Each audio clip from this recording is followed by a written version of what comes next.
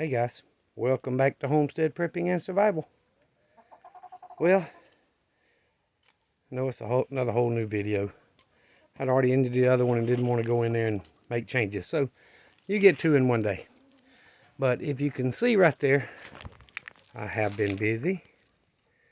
I've got 3/4 inch thick aerosol, which is we call Armorflex, insulating pipes, refrigerant lines, all that stuff. That's the thick stuff with the 1 1/8 hole in the middle, so it fits the couplings and the elbows and all that stuff and keeps the cold and the air from getting in there. So I actually cut them and put a coupling in it and fit the piece on in two pieces, one for the top and one for the bottom, and kind of scrunched it together. If you look real close, you can see there's a seam there, but it's about 2 inches longer than it really needed to be, but this way that gap stays closed. And I took the old stuff and put it on the water line, the hose that goes from the faucet to their waterer, so no leaks there. And I also insulated up at the well where it comes off to the cutoff valve, and the teeth are here, and I insulated this side. Now I didn't insulate as much of the water hose as I did on the other one, because I mean it's a hose, but I did put some around that Y fitting I've got on there, so that, you know, because this brass, hopefully to protect it a little bit. And we rarely get hard freezes, so I have to worry about it, but I can still open that one that's facing out and have the water just trickle out so that the water stays moving. And that'll feed through that whole line, so nothing gets stagnant water in it. But anyway, I've never had their chicken water freeze, so I don't know if it's the lights that I put in there for heat that gives enough residual heat to keep the really cold out, or what. But I've never had their water containers freeze, so we'll see how that works out.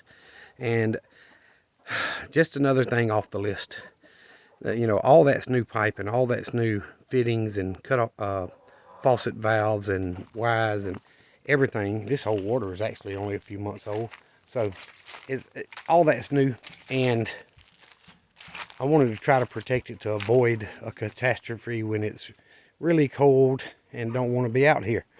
So, you know, that's part of prepping. I'm prepping for colder than normal winters for Southwest Georgia.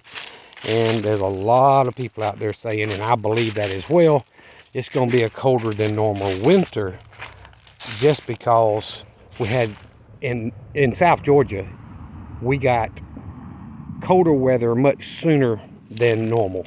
So you can see now I zip tied this one because it was split, and I zip tied it together so I could close up all the gaps, but there's no gaps there except for where the ball valve sticks through. And then I did this one and zip tied it, and you see, try to make it bundle up around it. Now I've got the light on in the pump house, so that gives heat for my well. I don't need it unless it gets below 40 for this. The filter doesn't recommends not being below 40, so I always leave that light on.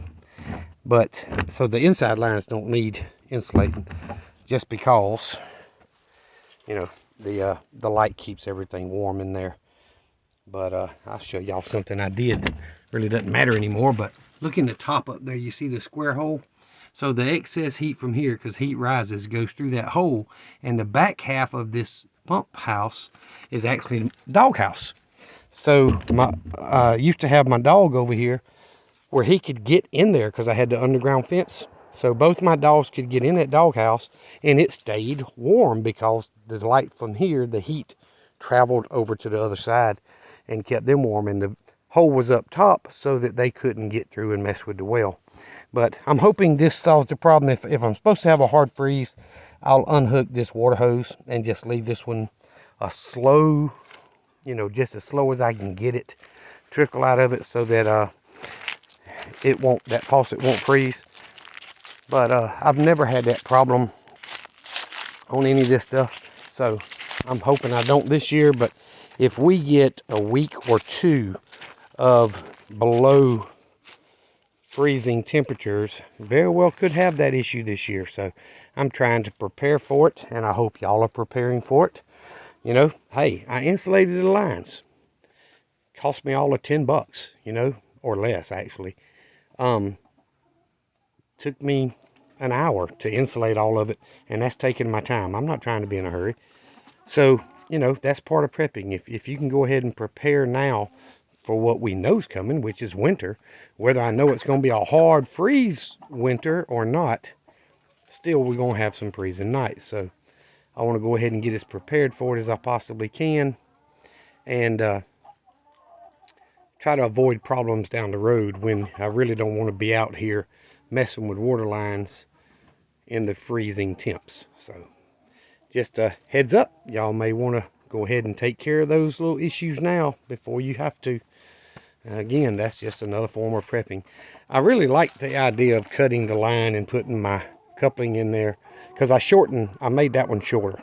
Less pipe sticking up, less place for it to freeze. So I made that one shorter. I left this one alone just because it hasn't been an issue and it's been there longer. But it's insulated very well. Both of these did not need zip ties on the line of it, because I, you know, fed it on and glued it back together. So it's turned out well. I'm happy with it. Y'all remember the two things I always tell you.